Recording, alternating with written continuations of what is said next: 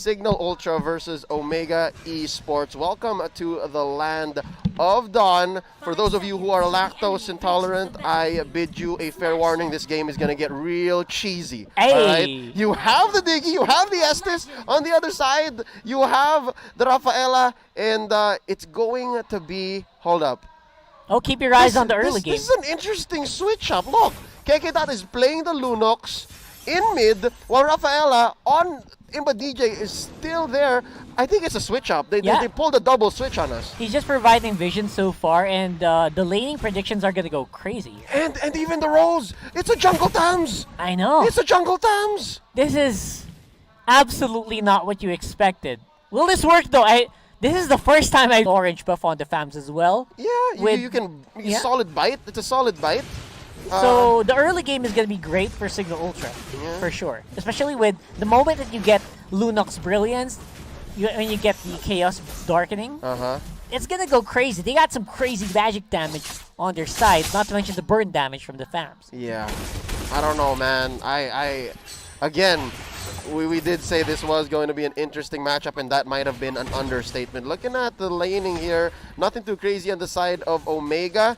It is looking like a position 5 Diggy, played here by Hayes. Classic. While Curtiz sticking to his support role as the Estes. You know what? This is looking like a nightmare for Omega. I feel like with this lineup, they wanted to go really fast early on. But they can't. But they can't. Exactly.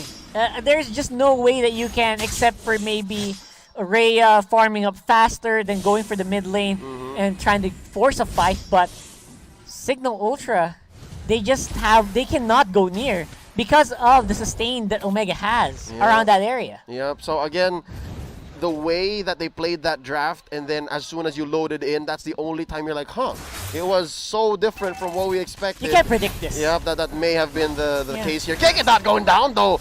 Early first blood, 2 minutes in. Turtle already up. Kenji, he smells blood. He wants to take down Imba DJ. Misses that disc. Misses the throw. And now Rhea pushing him away, popping the poisons. Kenji able to push them back. This is looking like a good turtle take for Omega. Relatively uncontested. That's what I'm talking about the jungle Tams. It's weird for that to come out of my mouth during an MPL broadcast. A jungle Tams. Way too slow. It's just so weird. Like, it's an all-in type of hero. Yeah, there's just no way that you can do it safely and you can dive in efficiently, because the moment you get taken out, that's a big chunk of damage from Cignal Ultra taken out already if you fail. But again, it's a longer lasting damage. It's essentially DPS versus burst at this point. Yeah, it's weird to see a very tanky jungler. We haven't seen tanky jungler since like Season 1, Season 2 of mobile of MPL. Yeah. Oh man, Kekedat here once more, popping the Brilliance. Again, he does know how dangerous and how quickly a Bruno builds up early. And now Janus coming from the back. Oh, he pops the Cotterate Inferno. Now Curtizi uses the ult on the Estes. They survive, and that's what we're talking about. Down goes DJ. Kenji coming in with the rollout, with the Unite, and they get away with it. Early Clock of Destiny here for Toshi. 3 minutes, 26 seconds in. And Rockhart, that's what we were saying, right? Like, as Tams, you have to go all in. If that fails, that's it. You have no outs. Yeah. And they can't go all in because I think I've been reading this map, right? I've been reading this draft, and Omega is the one who decides if they want to fight. If Cignal wants to fight, they can't. Omega dictates when the fight will happen because they have the trigger. They have the skills to do it. All the initiative, essentially. Yeah. The ball is in their court. Cignal Ultra, their only chance is to go off a, stray rebound. For those basketball fans. A stray rebound, and then that's when Janus can go dunk on 3 or 4 people. But then again, that's off of Signal's fault. That's off of Signal's mistake. And now, here's one thing that a Tams jungle does well. He's able to invade, able to cut in, and yes, successfully stealing the orange. Yeah, get those steals early on, and you're not going to go low because of the minions. You're not going to go low because of the jungle. But the problem is, it is a little slower than usual. Yeah. The takes are going to be slow. Again, it's because Omega let him have it. Right now, Kenji popping the poison, stopping Janus in his tracks, and down goes the Tams. Down goes the jungler for Cignal. 0 and 3 after the turtle take. Omega rotates right into mid. There's a nice chunky wave down bottom that Aquaboy has to deal with. Rockhart, look, Signal's living on that side of the jungle now, that side of the map. Yep. I feel bad for Janus though. I feel like he's being forced to go into weird situations because that's what he needs to do. He's the main tank of this team. Aside from obviously Rhea, who's stuck on the side lane most of the time. Oh, Kekedot about to get blasted once more. Now they're going for the engaged blood. Oh, triggered by Toshi. He thought someone was going to go in. Rhea backs out. They go ahead and retreat. Again, the map now still belongs to Omega. Yeah, the moment that Cignal wants to fight, boom! Domain of the Moon Goddess, and we back off. Yep. Boom! You got the time journey, and they back off. There's just no way they can finish any engage that they start with. Yep, unless Omega drops the ball and essentially has some miscommunication. But yeah, as long as there's at least the Diggy and the Estes next to Hajizi, that's Curtis or Hayes, there's just no way. Now Imba DJ gonna get blasted here. Time's journey popped by Hayes. Down goes Imba, and from the back in comes Janus, popping the Cotorant Inferno, and he can't stand it! He can't stand it! He's at less than what? A quarter health, and he has to back out, kick it out. Catches a majority of the there's the blazing duet by Aquaboy, but he BMI's out anyways. That's a win for Omega, still 5-0, 6 minutes in. Omega's got some disgusting sustain. Like, Hajizi's HP just jumps from 20% back to 70% in the blink of an eye because of the lineup that they have, because of the shielding of the Diggy, because of Estes just throwing all the heals onto Bruno, and Hajizi. There's been balls for days in this game.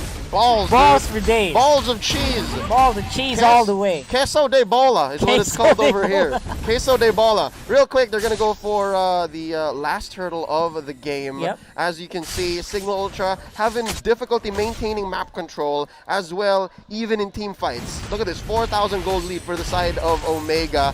And Aquaboy trying to catch a beat onto Toshi. Janus as well and Kekedot in the wings, cutting the wave is the only thing they can do.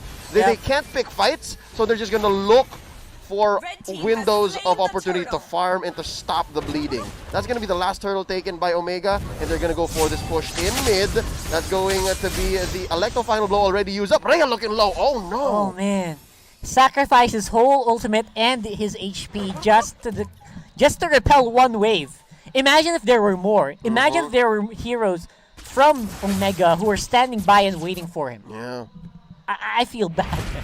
I feel bad watching this. This is a slow burn. 7 minutes. Slow burn, man. 30 seconds in. Yeah, again, Omega, they were going into this game thinking they'd go hyper, snowball Bruno, but they don't even have to. Right now, there goes Toshi, popping the they're right in the middle. Down goes Kekedot. Toshi gets him. Time's journey, making sure the fight continues as Omega assaults this tier 2 turret. The siege is on. Cignal Ultra, it's not up to them, Rockhart. It's not up to them. The decision making is all up to Omega. It's whether or not they can drop the ball or not. But apparently Omega very good at keeping the ball on their court. Yeah, they're holding on to it, not missing a beat. This turret is gonna go down. Not even 3 seconds. Don't hold your breath, Cignal Ultra, because here comes Genji. Does not engage. It's a little too deep. And right now, all the waves are crashing in. Top, middle, bottom. It all belongs to Omega. Turrets galore here for Omega. The goal lead is just ballooning here. Oh no, tough bananas. Cignal Ultra. I think we're looking for the meteor out here. We're looking for that one special team fight, that one call that makes Omega stay a little too long so that Janus can do what Janus wants to do. That weird Tams engage. When does he go pop off though? I mean, where's Aquaboy? What's happening to this guy? We haven't seen him actually engage in quite a while. What items are we waiting for here? I'm pretty sure he already has Demon Hunter Sword and Golden Staff. I don't know what's up. Oh, Lord here, first Lord of the game, 9 minutes in. It's relatively free. Again, here's one thing, Rockhart, just brain blast Jimmy Neutron. Right. I think if Cignal Ultra does this right, they could trick Omega into a free Lord unless this happens. Janus gets caught in. Oh, but Kenji, he's much softer than he thought he would be, but Lord here at less than a quarter health now. That's going to be a free take by Omega. This is what I was saying. I think if this was the other way around, if this was actually the false take on the Lord, then maybe Janus could have stolen it. I think there could have been a possibility, but then again, that's also probably the reason why what Kenji was doing all around the other side of the map. Right. He just wanted to get vision. He didn't care if he died. Right. He presented an alternative for Cignal Ultra, a safer take. So I think Cignal Ultra was thinking like, yeah, let's just do this. They were so excited. They got a kill. Yeah, one kill. Let's do that. It's safer than the Hail Mary play, than the Gambit on the Lord. I guess that's the mindset here for Cignal Ultra, and it's not the wrong choice. It was the safer choice, but was it the best? Will that keep them in the game? We're about to find out. Lord marching down bottom. 5 members of Omega marching down mid, knocking on Cignal Ultra's door. Here's the Blood Ode. Kenji goes in. There's the... Actually, you know what? He doesn't even pop the Poisons. No need. He doesn't care. No need at all. I mean, there's going to be 2 lanes that they can push here. Mid lane looks like it's going to be close, but team fight. Yep, right now that's going to be the Blood Ode from the back, but Aquaboy answers back with a blazing duet, and Rhea's going to bite it. Kenji takes him down, and also Imba DJ Janus goes down as well. Kekedat hanging on. He's going to be back in the base, and the base, speaking of, Cignal Ultra is going to have to give this one up. 2-0.